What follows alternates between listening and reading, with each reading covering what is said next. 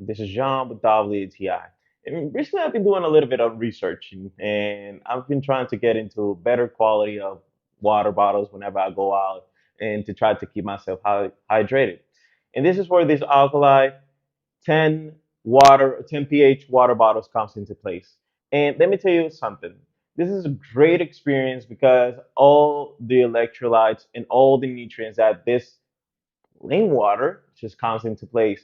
And doing all the researching, and this is just like a nice taste. It's gonna feel like really clean, and you just know that there's like really high quality.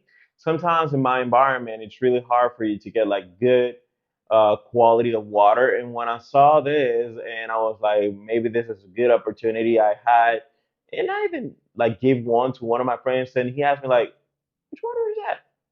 It's water, right?